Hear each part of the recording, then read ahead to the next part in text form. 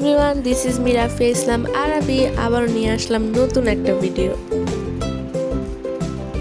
তো আজকে আমি সারাদিন যা যা করব তাই হচ্ছে আজকের এই ব্লগটা। তো ঘুম থেকে উঠেই প্রথমে হচ্ছে আমি পড়তে বসলাম, আর সামনে হচ্ছে আমার ম্যাথ এক্সাম। তো এই বীজগণিত করতে করতে পুরো আমার হাড় মাস কালি। তো কোনো মতে হচ্ছে দুপুর পর্যন্ত ম্যাথ করার পরে তারপর হচ্ছে আমি নামাজ পড়লাম। তো তারপর হচ্ছে আম্মু আমাকে খাবার দিয়ে দিল। আর আজকে একেবারে সিম্পল মেনু, একবারে বাঙালি খাবার, ডাল আর হচ্ছে ভাত মাছ এগুলা। তো তারপর হচ্ছে আমি একটু রেস্ট নিলাম।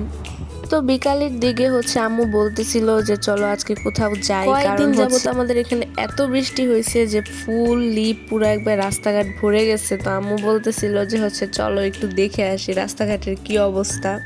তো এখান দিয়ে আমি রেডি হওয়ার জন্য সবকিছু রেডি করার পর ভাবতেছিলাম কোন ব্যাগটা নেওয়া যায়, আর আমার ফিটের সাথে কোন ব্যাগটা যায় আমি বুঝতেছিলাম না। তো তারপর মনে হলো যে সাদাটা বেশি যাচ্ছে। আর বাহিরে গিয়ে দেখি নর্মাল, তেমন একটা পানি নাই। আর আমরা এখান দিয়ে খবরে একবারে পানিতে পুরো ডুবে যাচ্ছে শহর, এগুলো দেখে বের হয়েছিলাম, কিন্তু বাইরে তেমন কোনো পানি নেই। তো আজকের পরিবেশটা অনেক বেশি সুন্দর ছিল। তো পার্কে যাওয়ার পরে তো একবারে পরিবেশটা এত ভালো লাগতেছিল, আর পানি এত নিচায় ছিল, আর এই কয়েকদিন বৃষ্টি হওয়াতে এত বেড়ে গেছে যে আমরা পুরো গিয়ে অবাক হয়ে গেছি। আর এত সুন্দর বাতাস হচ্ছিল, পরিবেশটা দেখেই তো আমার পুরো মন ভালো হয়ে গেছে।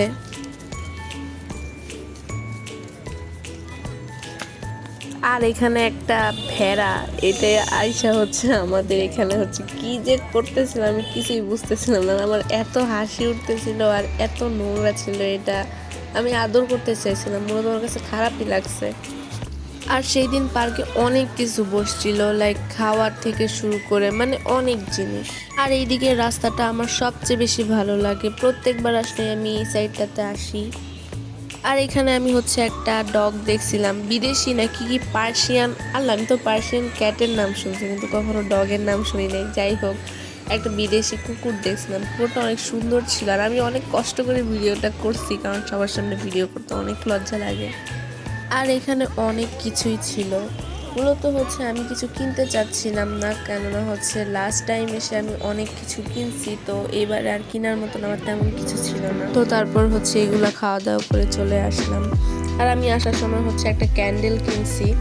মূলত আমি হচ্ছে আরো বড় ক্যান্ডেল কিনতে চাইছিলাম, কিন্তু ওইখানে আমি এর থেকে বড় বা হচ্ছে আরো ভালো কোনো ক্যান্ডেল দেখি নাই। তো এটাই কিনলাম। আর এটার হচ্ছে অনেক সুন্দর একটা ঘ্রাণ, এটার স্মেলটা হচ্ছে রজনীগন্ধা ফুলের।